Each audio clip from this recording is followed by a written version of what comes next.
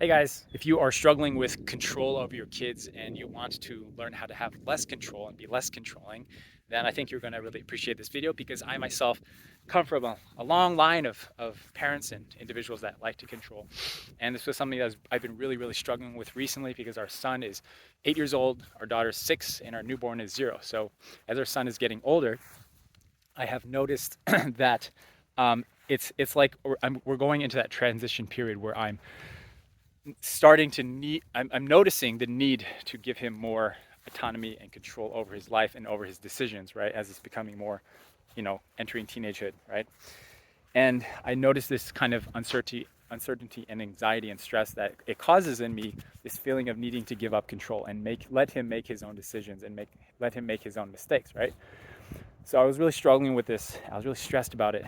And then I had this opportunity to talk with a mentor of mine. He's kind of, a guy who's 10 years older than me. He has 6 children, right? He lives in Korea, right? And I was visiting Korea, South Korea, of course. Um, and I had a chance to talk with him for about 5 minutes. It was a really short conversation.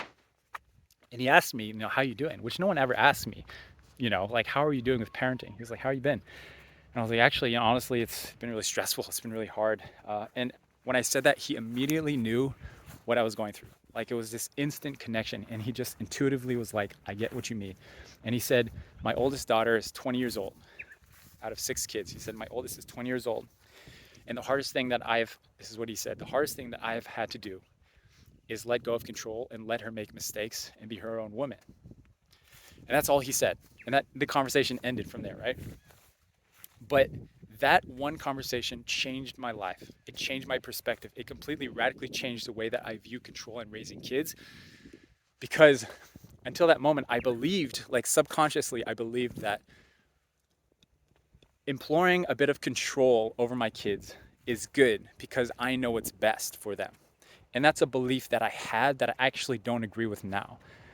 I thought I know what's best for my kids, and therefore if I control them and I kind of dictate the outcomes of their decisions in their lives to some extent. Of course, I can't control everything. In most cases that I've ever seen in a parent-child relationship, that doesn't end well.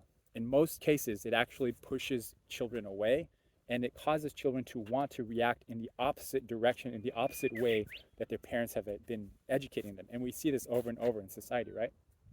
That's most cases. In some rare cases, if I do succeed, if a parent does succeed to control and dictate the outcomes of a child's life, in my opinion, that's a more tragic outcome. Because in that case, my child does not get to become their own man. My son does not become his own man and make his own decisions, right?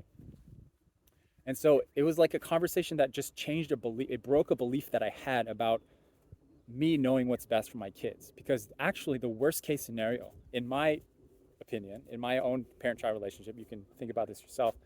In my experience with my kids, the worst case scenario is that they become just like me. And I'm just being honest, right? Like that's the worst case scenario. Like what's the point of parenting if I'm not raising kids that are better than me, that make decisions that I can't make? They know how to handle things and emotions and life better than I do. That's the worst case scenario, is that they're just like me and I control every aspect of their life.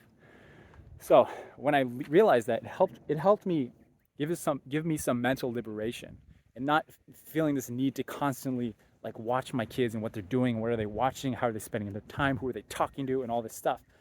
But it kind of gave me the mental liberation to think, okay, I can guide my kids. I'm like a captain of a ship.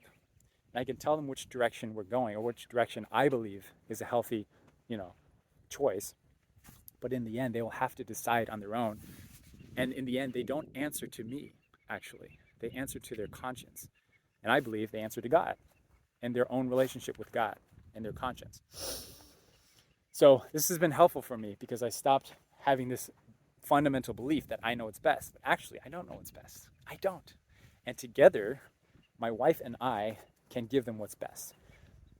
Because there are qualities in myself that I believe that I do want them to hold on to.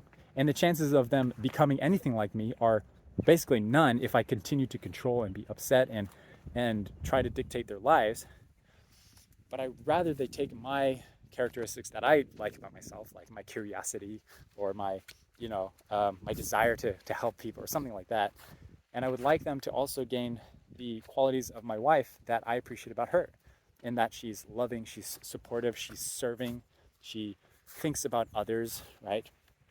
Um, so that's my 2 cents about control and why it's actually the least beneficial tactic to raising kids is trying to kind of control or micromanage things, right? And I know that people understand that intellectually, but when it comes down to it, it's hard to give up control.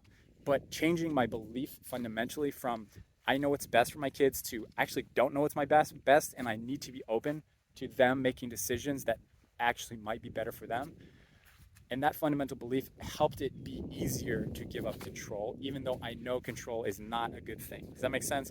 We understand control and micromanaging is bad for our kids, but it's harder to do.